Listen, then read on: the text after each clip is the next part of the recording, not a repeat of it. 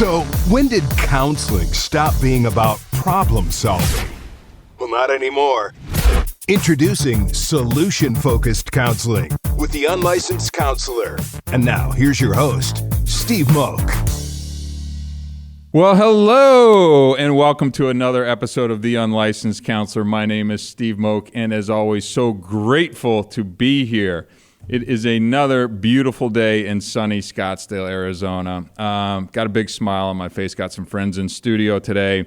Been really thinking about this topic over the last week. As I always say, I walk out the door and start thinking about next week. And I think this is one that's going to be interesting and one that I know all of us have had to deal with at some point in time. Maybe some of us better than others, right? That includes myself. And that is conflict resolution, right? So I always like to tease a little bit of the topic of exactly what we're going to talk about today and kind of talk about some strategies as well as some skills on how exactly to kind of work through and kind of deal with conflict resolution because, you know, face it, we're all going to go through life and we're going to have issues. And I can speak for myself. I have not been the best at this. So as I've learned and kind of grown and really put more thought into this topic, these are things that I wish I'd probably learned a little bit sooner and probably could have smoothed some situations that have happened in the past, right? But before we get into that, I always want to say thank you to our sponsors. First and foremost, our friends at ShareTech. Go to betterdrugtest.com, right? If you need a drug test, if you're listening to this podcast, your life has probably been impacted by someone you know, son or daughter or loved one that has a drug or alcohol addiction or issue. Go to betterdrugtest.com. This test is the most discreet, easy, accurate. Order this test. It's $99. Don't get one of your cheapy on Amazon type tests that somebody can cheat and that they're going to allow themselves to continue to use, right? And then nobody gets better in that situation. So I can't speak highly enough about this product. It's what some of the leading treatment centers and outpatient programs across the country use within their own practice. Go to betterdrugtest.com. Pick up the ShareTech drug test. Next up, obviously, I'm a big fan of our friends at Easy Sheets, right? These are professionally cleaned and pressed sheets that are sent directly to your home. I absolutely love the Cariloha White Bamboo. I say it every single week. One of these days, folks are going to start getting on the train and start ordering these sheets. Again, what a neat subscription service, right? There's subscription services for everything. You should be washing your sheets more than you are. Why not just let Easy Sheets do it, and you get the sheets included, and you can change them out at whatever frequency you want. Like I've said, I consider myself a sheet connoisseur / sheet snob, and really love being able to use Easy Sheets. A big fan of that service. Go to easysheets.club to sign up for that service as well. And again, obviously, The Unlicensed Counselor. Go to the website, theunlicensedcounselor.com. You've heard me. If you like it, what you hear, want to book some more one-on-one time with me, I'd be happy to sit down and talk with folks in a little more deeper dive onto any type of counseling topic. You know, again, my goal being solution-focused type of counseling, I want to talk to you for weeks, maybe months, not years. If it's taking that long, I'm not the right person for you. I don't think counseling should go on open-ended indefinitely. And again, let's try and find a counselor, as I've talked about in other podcasts many times, when you don't need it, right? So when things are going good, so that you just have that person in your corner as a resource and you're not looking for a lifeline when inevitably something challenging will come up in your life. So, you know, just take that, whether it's me or someone else. I just think counseling is an important thing. I do it myself. I practice what I preach. I'm going to my therapist again on this Monday, and I'm sure I'll have some great pointers to share coming out of that meeting as well. And then again, last but not least, our friends at Stitch Fix as well. Still waiting on that phone call so I can start getting some free boxes shipped my way. So, okay, back to the topic at hand. So, conflict resolution. So let's set the table a little bit. Resolving conflicts in relationships requires effective communication, empathy, and a willingness to work together. Now, I want to address some kind of strategies first, and I've got just a few on the list here that I want to go for. And then I want to actually present some skills towards the end of this thing as well, too. And if we have time at the end, I want to get to some questions that we have coming as well, too. But first, let's talk about some strategies on how to more effectively resolve conflict. You know, conflict for me in the past, and it's funny, as I was talking to my friend about that, you know, I have often gone right to anger, right? And even she was telling me, it was like, Steve, why do you think that when you think conflict resolution, you go right to anger? And I'm like, well, probably my lack of, tools in my toolbox to be able to effectively kind of process these things, right? And that is one that you get defensive, and I kind of go right to it. And it got me thinking, and as I was doing kind of show prep and research for this, I was like, well, let's dig into it. Let's see if I can arm myself and some of our listeners out there with more effective strategies versus just kind of going with the anger thing as well, too. So number one on the list, address the issue early. So it's important to address conflicts in relationships early on, rather than letting them escalate. Ignoring or suppressing conflicts can lead to resentment and further damage the relationship, right? Honestly, that's a pretty self-explanatory statement, if you ask me. Letting things drag out, letting things go unsaid, those things build and build and build. And if you're like me, once those things build, then all of a sudden something comes up, and then I can blow up, right? And I'm speaking from the past. This isn't exactly my behavior anymore. But in the past, it's like one thing that shouldn't lead to some type of huge blow up, all of a sudden I'm overreacting to something. Why is that? It's because I haven't addressed it in the way, in the time that it needed to be addressed, right? So if we're able to see that something's kind of, not sitting with you right, let's see if we can start to have a conversation with that person and address the issue earlier, so that we're not letting these things build and build and build, and now it boils over and we've got to blow up over something that's insignificant, and it leads to you saying things that maybe you didn't want to say. So addressing the issue earlier, that is strategy number one. Number two, choose the right time and place to talk about this stuff, right? So let's look for a suitable time and a place where both people can sit down calmly, discuss the issue without any distractions or time constraints. Let's create a safe and comfortable environment for both people to sit down and be able to talk things through, right? Look, is that easier said than done? Yeah. I mean, I get it. Like, I'd like to be able to do that as well, too. But I know that's not always the case. But if we're being a little more proactive in these things, so if we're addressing the issues early, right? Now we say, hey, look, I've got really something that's on my mind. It's been something I've been thinking about a little bit lately. You mind if we, maybe grab a cup of coffee and maybe we go, meet somewhere. Maybe it's outside of the house, just to kind of change up the scenery a little bit and start to work through exactly what that is. So now, again, just a little simple strategy. You're addressing the issue early. Now you're kind of finding a nice, calm place where you can sit down and start to discuss whatever issue is going on, right? So number three, let's practice active listening while we're doing this as well, too. Now, this is one that I could use a little bit better on in myself, too. I consider myself a good listener, but I think the key word here is active, right? And what is active listening? That is listening attentively to your partner's perspective without interrupting, jumping to conclusions. Let's show empathy and seek to understand their feelings and points of view, right? That's good stuff, right? Reflect back their thoughts and emotions to ensure you have understood them correctly. So that's kind of, parroting back and kind of making sure what you have heard is exactly what they've computed. That's a great skill. Now, let me also add, let's not be condescending or mocking when you're trying to parrot this stuff back as well, too. I think I've done that, and maybe I'm a little snarky. I think tonality is really important in a lot of these conversations as well, too.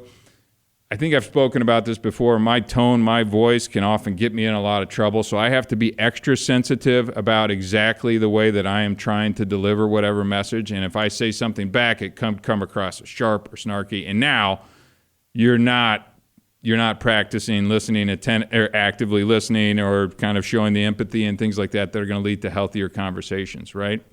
So not interrupting. Okay, we got to let the other person speak. We've got to let them share their point of view. You have to hear what they've said, not be thinking about what you already want to say. Staying in that conversation, right? And now try and show some empathy and a willingness to understand their viewpoint. I've had this is in my family dynamics as well, too. Again, I've often said we've got 4 CEOs in kind of my family. My parents, my brother, there's 4 of us, right? Good family dynamics, challenging still at times, right? 4 CEOs. Everybody is thinking about how they're going to respond, right? When we get into something, I can see it's almost like the eyes, I'm not going to say glaze over, but they kind of check out. And everybody's kind of readying their response and not listening to what's actually being said. I can't believe my family's unique when we get into these situations, right? And I think it's just a natural human instinct to kind of be able to come back and have a retort right away. And again, these are skills and strategies that you have to practice over time. I mean, it is not easy to sit there and really actively listen and kind of show empathy, but show empathy without jumping to conclusion or interrupting. I mean, I know just, those people that interrupt your conversation all the time. You're like, let me finish, right? So active listening when we're talking about resolving conflicts, right? Now, number 4, I know everybody's heard before, but I think it bears repeating. Using I statements, right? Using I statements. I chuckle because it's like 10 years ago, Steve reading this would be just laughing at himself sitting here kind of going, use I statements, Steve. When I've heard this stuff in counseling my entire life, but it's funny how different points in life, some of these messages kind of sink in a little bit more and kind of resonate. So express your feelings and concerns using I statements, right? So you want to do this to avoid blaming or attacking your partner. So, for example, say, I feel hurt when, instead of, you always make me feel, right? Very, very different approach. One is kind of coming from a little more empathetic, sympathetic type of place. The other is kind of starting to maybe pour a little gas on a potential fire. This approach promotes ownership of emotions and encourages a less defensive response. And really, if we can let the defensiveness down when we're trying to resolve conflicts as they come up, I know that's much harder than it is just me sit here and saying that. But if it's something that we can think about, I think that the approach of getting through tough conversations like this and not letting things escalate and resolving and actually making some forward progress, I think is going to get there. But again, being able to pause for a minute, think about what you're going to say, and then putting it into an I statement, right? I feel hurt when, right? Instead of you, and the finger pointing and all that type of stuff, right? So try and these are good. And you know what may be a good idea is try some of this in maybe less intense conflict type of situations, right? Like if you can just do this maybe as a way of practicing throughout, of being able to use kind of I statements when you're in there doing it, like just use it in kind of daily stuff, just to kind of put it on, right? Put the jacket on, see if it fits, give it a test drive, that kind of thing, versus I'm in an intense situation, this is escalating, and now I need to be able to do this. So maybe we try and implement these in kind of our day-to-day life and just see how it plays out, see how it sounds, right? Just kind of put it into practice a little bit more. All right, mowing on down the list. Number 5, express your needs and concerns. Clearly communicate your needs and concerns related to the conflict. Use clear and specific language to avoid misunderstandings. Be assertive but respectful in expressing your feelings and desires. Yeah, that's good stuff. I'm not going to lie. That's good stuff. And you know why? Is because the first thing that pops into my mind is I always expect people to, again, be a mind reader. Like, you should know you should know that makes me mad or upset. And or what, you don't think, right? I'm doing that whole thing. And meanwhile, if I could take a breath, literally take a breath if you have to, find a pause as things are maybe starting to heat up a little bit, and now be able to say statements like, hey, it would help me out if we could talk about this, or it could help me out if we could sit down and I could share how I'm feeling, or hey, I feel like you may not have heard what I was saying, or maybe I didn't communicate exactly what I wanted to say to you. Try and dial it back a little bit, and then be explicit in kind of what you're asking for and what your needs are as well too, right? Don't leave room for misunderstanding when we're doing this. Be clear about what your needs are, and that's not easy to do. Sometimes it's maybe uncomfortable, but again, another great area where we could start practicing this in our daily life, whether it's where do you want to go to eat, right? We have all had that running joke that you can't ever agree on this, but, I would like to have Mexican food for dinner tonight. right? I mean, just be clear. I mean, that can go into the bedroom, that can go into work, that can go into a million different ways. But when you start clearly communicating exactly what you need, now there's no more mind reading. There's no more guesswork. Now people are getting on the same page. Now we're going to start making some progress, right? You know, again, I just kind of shake my head and I go, man, it seems so easy to sit here and go, yeah, express your needs and concerns. Then why can't we do it? Why is that so hard? It shouldn't be that hard. I think it takes a little bit of courage, and I think it takes more practice, right? So just start practicing some of these things today, right? You know, start little, start small, right? And then see where it goes and get more comfortable with the practice of being clear and being, you know, expressive exactly what you need.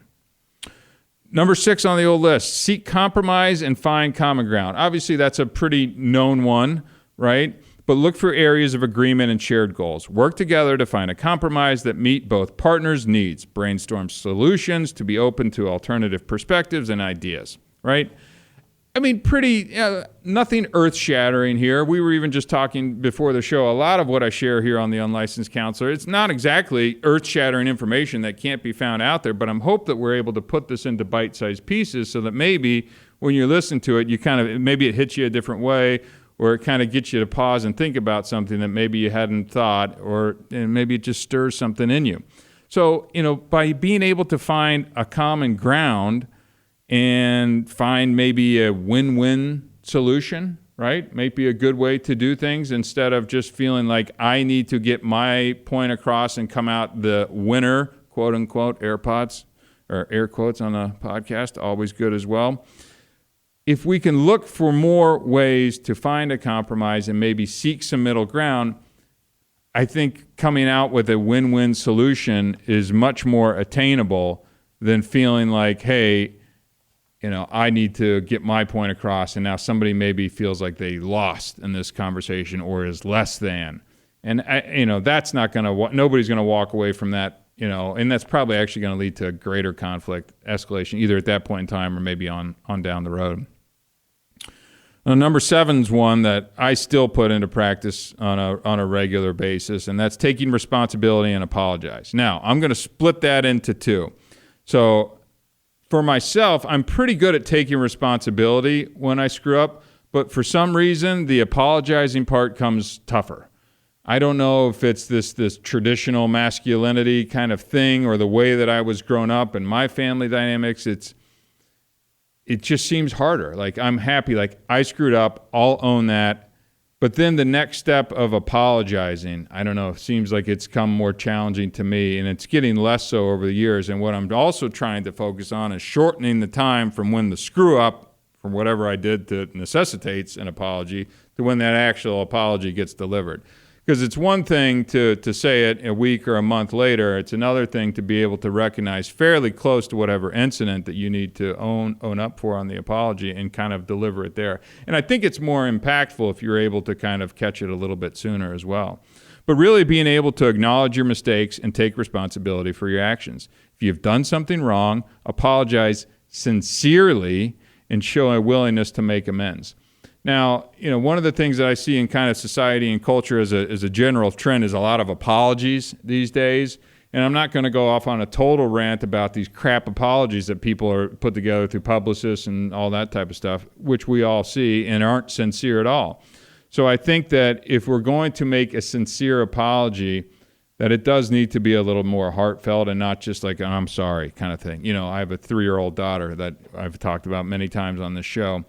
And, it's just like, we'll get a quick I'm sorry over something like that. Well, then it's like, well, what are you sorry for? Right? And you kind of have to pry it out a little bit more. So making sure that when it's more than just the 2 words that are hopefully supposed to wipe the thing clean, it's a sincere, hey, I made a mistake there. I overreacted. I shouldn't have said what I said. That was a mistake. I'd like to get better about this. I hope you can forgive me, and I apologize for what I said. Even that just feels, that's just tough. Like, I have to continue to practice it. I'm much better than what I used to be. But again, taking responsibility, I'm pretty good at apologizing. Let's see if we can do a better job of kind of bringing those apologies a little bit closer to the incident, or hopefully we can get to the point of where, we're not having to apologize for things because we're improving as better people because we're listening to this amazing podcast that's being pushed out over the world, right? I hear you laughing, Robin. Number 8 on the list, avoid bringing up past conflicts. Okay. Is there anything that could inflame a situation more than bringing up a past conflict, right? I mean, it's just like if the house is already on fire and you're just dumping gas on that bad boy, that thing, right? I still bump into this, and I'm still guilty of all this as well too, but it feels like oftentimes in relationships or in a marriage or something like that, it's like, okay, well, you said you were going to do this, or you did that, or you were late to that one thing that we were going to do, and all of a sudden everybody's pointing fingers and zero progress is getting made, and tensions are going up, and now we're escalating versus de-escalating, right? So being able to focus on the current issue rather than bringing up past grievances, right? Bringing up old conflicts can make the discussion more complicated and hinder progress, right? So going back to addressing the issue early, right? So if we can start addressing issues as they're coming up, right, and not letting these things fester and kind of turn into ugly things down the road, I think that's really healthy. But if you are in or find yourself into a conversation or a conflict, right, let's see if we can not do the go backwards thing, right? Let's see if we can not do the go backwards thing where it's just like pointing out every single flaw, every single thing that you've done, and now your feelings get hurt. Now you want to go on the offensive and point out every single thing that you've done wrong or how you've wronged me, and da-da-da-da-da. And now, we got two people just sprinting backwards, right? We're just sprinting backwards, and nobody's going to come out of this any better, and probably actually create greater tensions in whatever the relationship is going forward. So if you're able to, being able to find that pause. And this would be one of those where when you go out and find a right time and a place, point number 2, to kind of talk about things, be like, hey, when we get into arguments, conflicts, disagreements, whatever it is, what if one of the things that we commit to each other in doing is we don't bring up past things, right? What if you just had that during a normal time, right? You're able to kind of share that as like, hey, I understand we're going to get into it every once in a while. People do, right? Like, we're humans. It just naturally happens. But let's just say when we get into this, I'm committing to you that I'm not going to bring up our past conflicts, and see if we can make our disagreements a little more civil, right? Instead of just the, things that just continue to escalate. Seems like a good idea to me. Maybe I'll try that and report back and see how it goes. And maybe do the same. Send a message on Facebook or Instagram. Quick side note, we just had one of the unlicensed counselors post go over 1 million views. 1 million. Yeah, how crazy is that? Anyways, but give us a follow on Facebook and Instagram. It's pretty wild how cool some of this stuff is happening. Just blows my mind. Okay, back to it. We got 2 more, and then I want to run through just a few skills that kind of tie in directly to what we're talking about with conflict resolution. Practice forgiveness, right? Practice forgiveness. All of these things will happen. We will say things, do things that we regret. Hopefully we'll minimize the severity of whatever it is that we need to forgive for. But let's make sure that we do keep in mind that forgiveness is going to be a part of whatever conflict resolution it exists. So forgiveness is crucial for moving forward in a relationship. Letting go of grudges and resentments allows for healing and growth. However, forgiveness does not mean accepting repeated harmful behavior. Boundaries and healthy changes may be necessary to prevent future conflicts, right? We did a whole episode on boundaries and letting go and things like that. If you haven't listened to it, I think it's really worth a listen. That's not just me being biased, but I think there's some good nuggets in there. So being able to forgive somebody, super important for us, right? Like it's so easy to stay wrapped up in these things and kind of harness those grudges and that resentments, and that eats at us. And oftentimes the other person doesn't even know that you're feeling that way, right? So you're just holding all of this in, and they're just going around la-di-da. So who's that really hurting? The point that I really like in this is that it doesn't mean that we have to continue to accept the repeated harmful behaviors, right? So you can forgive, but if somebody keeps doing this stuff, it's probably time to maybe cut some ties, move on, sever, find a new Find a new way to kind of deal with that person or cut them out of your life altogether. But I do think practicing forgiveness is just a really important thing that, I have found in my own personal experiences to be valuable for me, right? In regaining my sanity going forward. Last but not least, it wouldn't be the Unlicensed Counselor podcast if I didn't say seek professional help, right? If you need it, book time with me. Don't want to book time with me? That's fine. Go to your existing counselor. Go to a peer support. Go to a therapist. Go to a PhD. Sometimes these things need third parties, right? It's just plain and simple, right? Relationships are tough. They may need the assistance of a professional counselor. They can provide some guidance and facilitate things in kind of settings that are safe and hopefully make some progress, right? So if you're finding that you're just running into these things all the time, get with somebody. Don't try and take it all on your own. Just one last point on this. Remember, conflict resolution in relationships takes time, patience, and effort from both individuals. It's a process of understanding, compromise, and building stronger connections. So, I think those are really just kind of, again, nuggets. I like to provide nuggets and bite-sized information on kind of topics that we all face on a day-to-day basis. Now, as it pertains to kind of some of the skills as we do this, let me just mow through a list of some of the skills that dovetail directly into helping us resolve some of these conflicts. We talked about active listening. We've talked about calm communication. So just making sure that we're keeping a composed demeanor while expressing our thoughts and concerns. Avoid aggressive and defensive language. Number one culprit over here, aggressive and defensive language. And I would also add, and I mentioned it earlier, tone, folks. I'm trying to think of a way just off the top of my head of how you can hear your own tone, right? Like, I listen to my own podcast back and I'm very hard on myself, but I listen to my tone on different topics. Think of the way that you talk to your dog or talk to your kids versus you talk to your coworker or talk when you're angry. Those are all going to be very different. So think about how you're delivering this calm communication and the tone and see if you can soften it up or change your demeanor or drop your shoulders or unclench the jaw or try some breathing, whatever it is to kind of set you in a different place. Because I know jaw clench, fist tight, anger, all of that type of stuff. And nothing good is going to happen when that starts heading in that direction. This is another little actual skill that I really like is separate the problem from the person, right? Separate the problem from the person.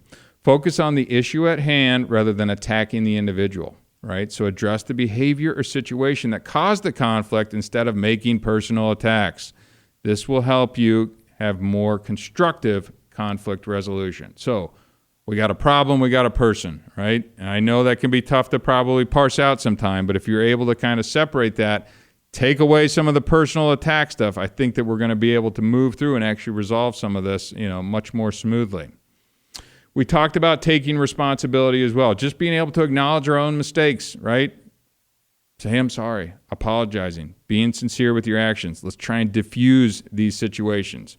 We talked about finding win-win solutions. So again, maybe they're creative solutions to conflict resolution. I mean, it doesn't have to be boring. Think outside of the box. If you've got some type of way by exploring alternative options, you may discover some compromises that are maybe unique to your relationship.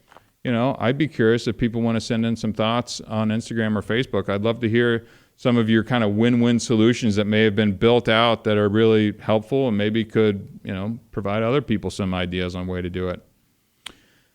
This is a big one. I'm big on timeouts and cooling off periods. Look, we get hot. Emotions are running high, right? It can be helpful to take a break from the conflict. Everybody take 5. Isn't that what take 5 kind of came from? I mean, you just need everybody separate corners. Let's cool off for a few minutes, right? I mean, it seems pretty easy. But let's also not take 5 with a slam door, a middle finger on the way out the door, all that type of stuff. Let's see if we can cool off, calm down, maybe schedule a time to revisit the conversation when we're all a little more composed. But I've done the cooling off thing successfully. Where I miss it is circling back to close the loop, right? Circling back to close the loop. So it's like, okay, cool off. We all cool off. And then a day goes by, and then we just kind of go back into our lives, and okay, that happened. It's not addressed until it happens again. Let's be sure to cool off, Let's book some time, and I'm not saying book with a therapist, but just revisit. Let's sit back down. Let's go get that coffee. Go to Dairy Queen. I don't care what it is. And let's go address whatever spun that out so that we can hopefully address that and keep it from happening next time around. Focus on the future. Instead of dwelling on past events or assigning blame, let's concentrate on finding solutions that will prevent similar conflicts from arriving in the future, right? So this forward-looking approach can kind of promote growth and change. I think it's a good way to do it. I mean, if we're not just stuck looking at whatever's going on now, let's look at this big picture. Look, we're married, we got 2 kids. We should really be able to find ways to kind of healthier. I think that was the word I brought up last week as well too, Robin. That seems to be a trend with me as well too. But thinking bigger picture as well when we're thinking about how we need to resolve these and the importance of why we need to resolve these things as well too. And again, last but not least, I just can't stress enough, practice empathy and understanding. Try and again, see it from the other person's perspective, right? Understand their motivations, their fears, maybe their concerns, their anxiety. We all have a lot of stuff going on. And even if we've been together with someone for a really long time, we may not know every little thing that kind of makes them tick or sets them off and things like that. I know we probably think that we do, but I think that we don't.